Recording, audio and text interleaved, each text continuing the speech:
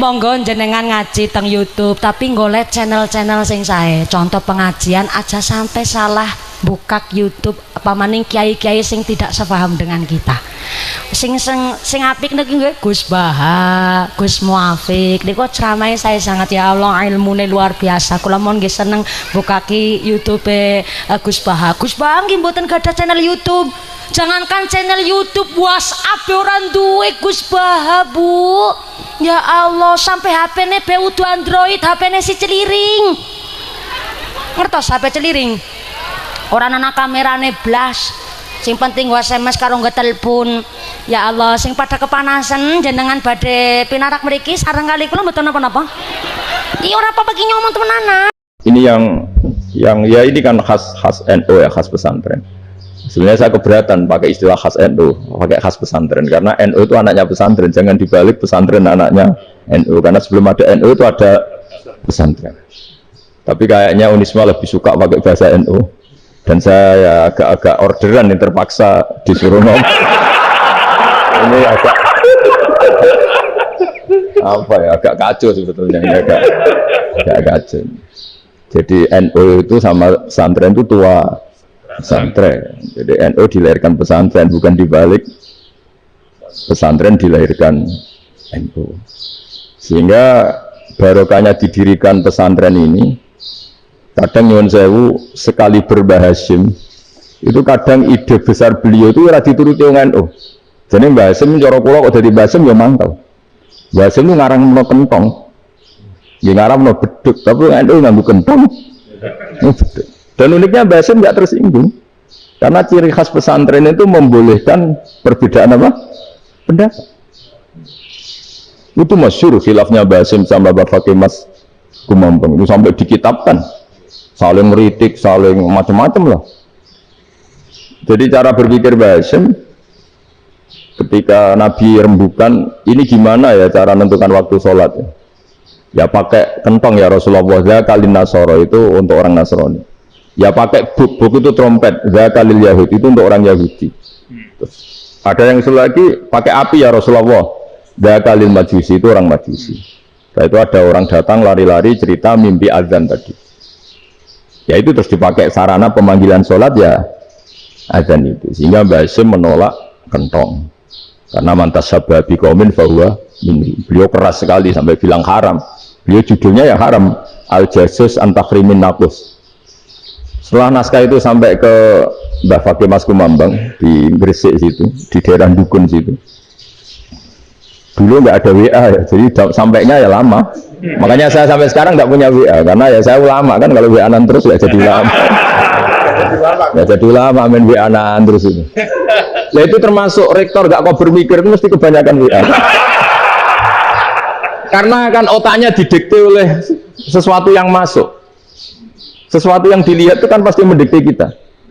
Beda kalau yang enggak WA-an kan mikir apa kita yang menentukan. Kalau WA-an kan kita ditentukan.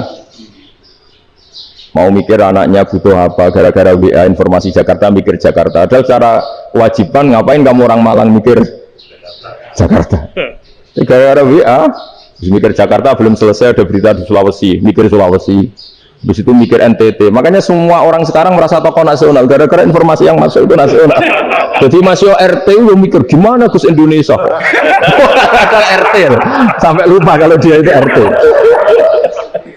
Jadi semua orang sekarang merasa tokoh nasional. Nah, itu gara-gara apa tuh, Pak?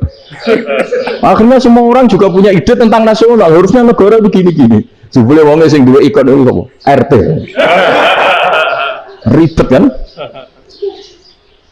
Saya teruskan, setelah naskah itu sampai ke Kiai Fakih Mas Kumambang. Beliau itu marah besar.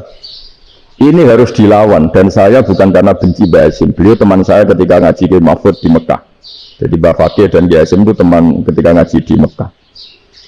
Terus cara ngelawan itu lucu. Lucu. Gak ilmiah, tapi gak ilmiah wong alim tetap ilmiah.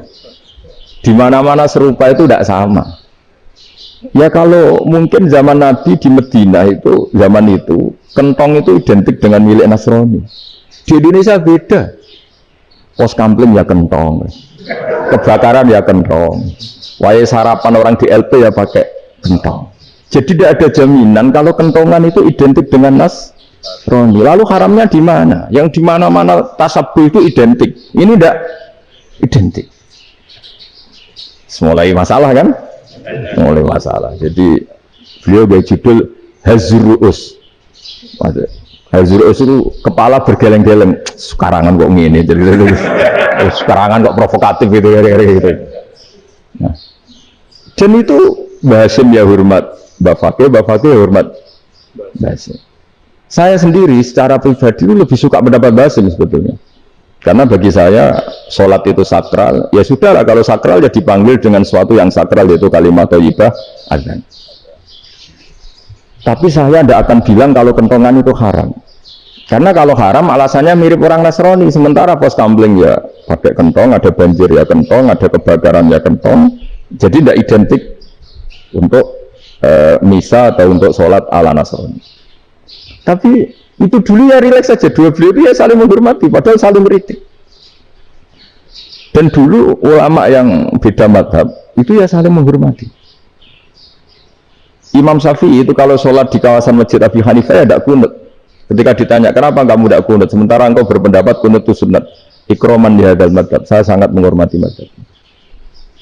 Imam Ahmad bin Hanbal itu berpendapat kalau orang pakai bekam, pakai iftisot atau hijamah itu batal sholatnya. Sementara Imam Syafi'i mengatakan tidak batal apa? Sholatnya atau wudunya tidak batal. Tapi Imam Ahmad itu ditanya, apa kamu makmum Syafi'i? Bagaimana mungkin saya tidak makmum sama wali kutub seperti Imam Syafi'i? Padahal menurut keyakinan Imam Ahmad ini sholatnya batal. Ini habis iftijam udah wudu. Tapi tetap saja beliau karena perbedaan pendapat di furu' itu lazim. Ya orang boleh berdebat lah. Ketika Unisma datangkan saya, itu saking senengnya kiai, itu saking sombongnya sampai ngatur kiai, kan tidak pernah bisa diperdebatkan. Itu kan orang boleh debat kan? Itu saking angkuhnya apa saking senengnya kan nggak jelas kan? Kan dan orang boleh setuju pendapat saya, yaitu ngatur kiai itu haram. Setuju juga Pak Rektor, ekspresi mahabbah itu ya macam-macam. Dulu sahabat itu gitu, sahabat itu ada yang nggak kenal wajahnya Nabi sama sekali sampai akhir hayatnya. Ketika ditanya, lo kamu itu sahabat kok nggak tahu wajahnya Nabi? Saya tidak pernah berani memandang Nabi karena ijlalan Nabi, terlalu menghormati saya sehingga tidak berani memandang wajahnya. Ada sahabat yang penggawaannya dulu wajah Nabi sampai bisa nyifati alfiu faminunil hajib, sampai bisa nyifati detail karena dulu wajah Nabi itu ibadah. Ada seorang wali ditanya, kalau kamu di surga ingin nggak melihat Allah? Enggak kan? Loh, tapi semua orang ingin melihat Allah. Unazzihu dzalikal jamal an-nadzari misli. Ben gak elek-elek Allah tak delok terima aku. Wong ra jelas. Kemudian kok delok pengiran. Banyak. Jadi justru tapi karena saking takzimnya. Enggaklah musuh aku kok. Makanya saya berkali-kali cerita. Menurut kesepakatan ulama, soft awal itu paling baik. Tapi banyak juga wali yang kalau sholat itu di belakang. Kayak paling bener yang gue ngarep gitu. Lu bayangkan misalnya kamu semangat di soft awal di Masjid Haram, jebule sholatnya salah. Itu dari malaikat, kayaknya gue ngarep jebule raro.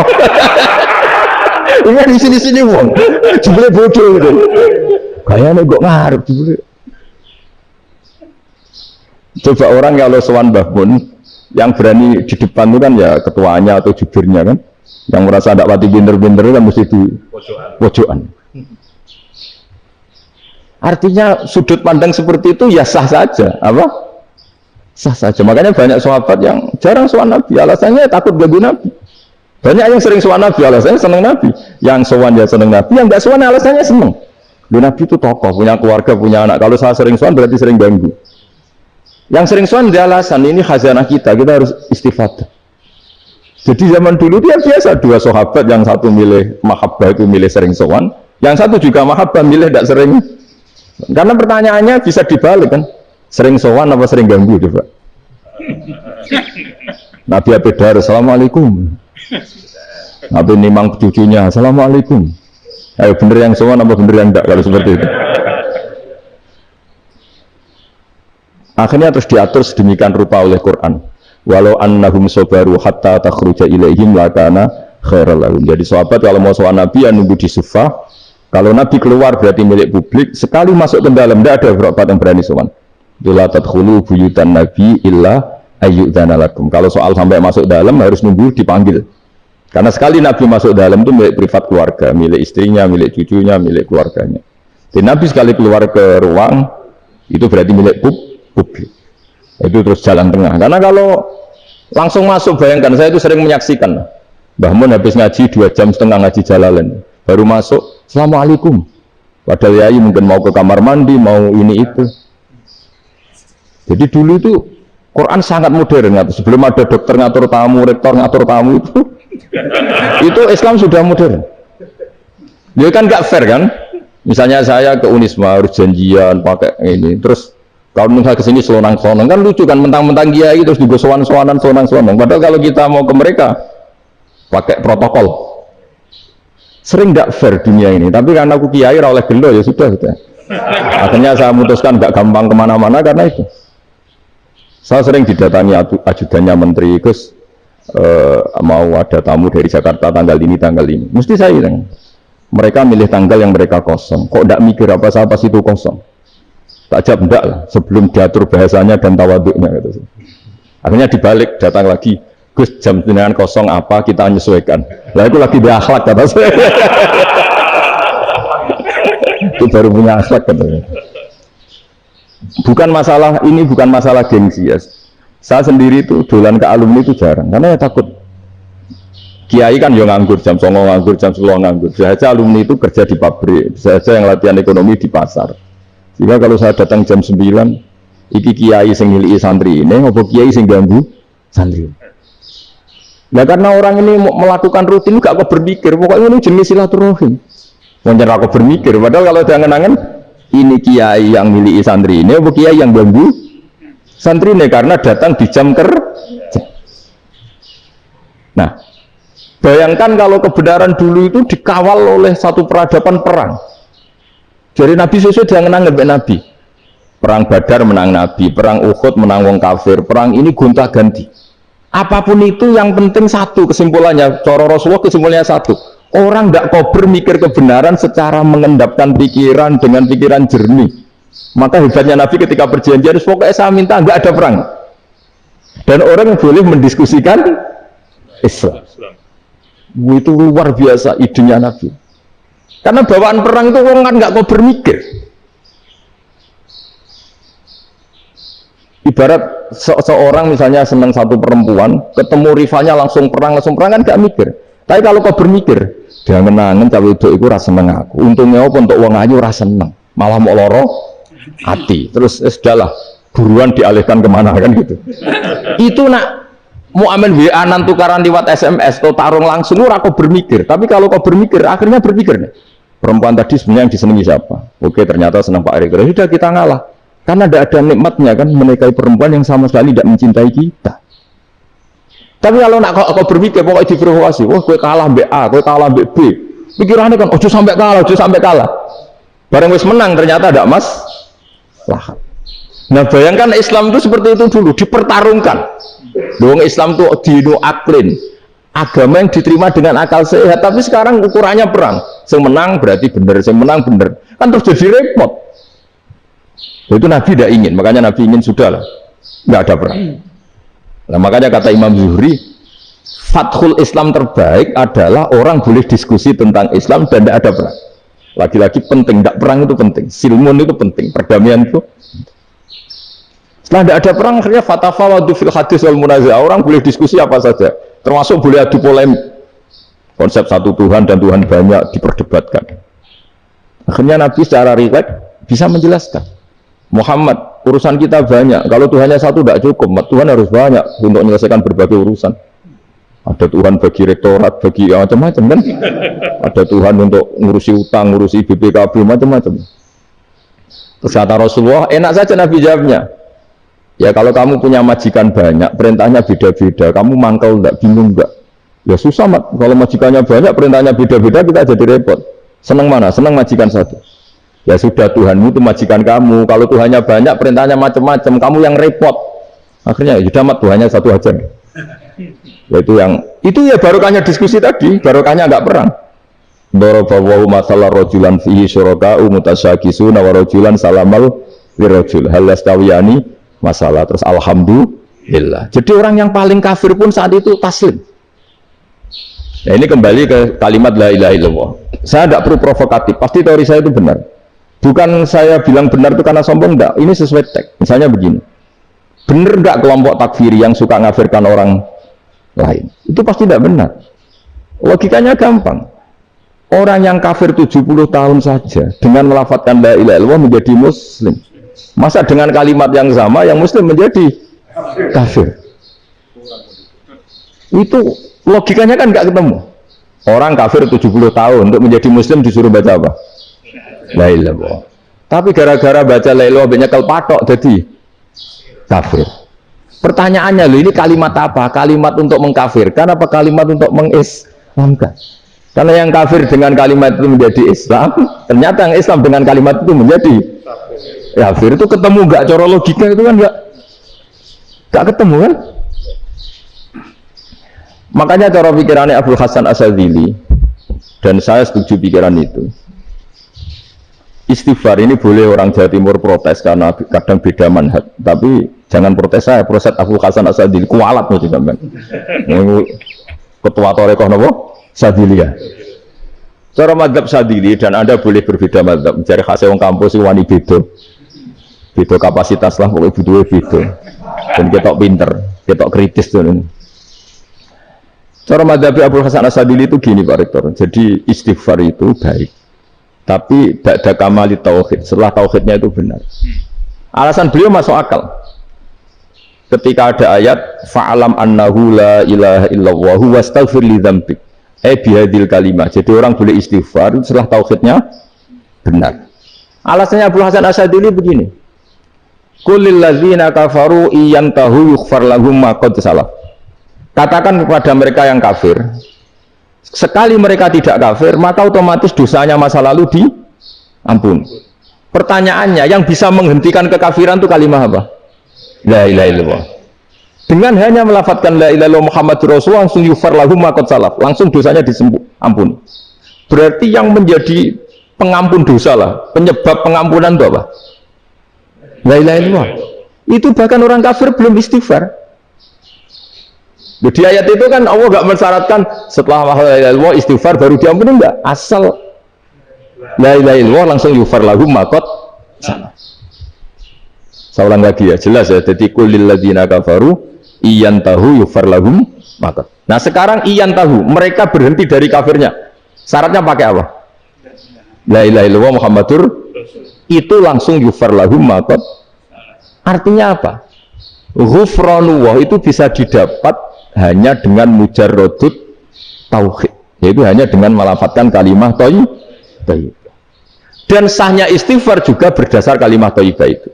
Misalnya gini, orang kafir sebelum Islam melafadzkan astaghfirullah, astaghfirullah, astaghfirullah, kira-kira diterima enggak?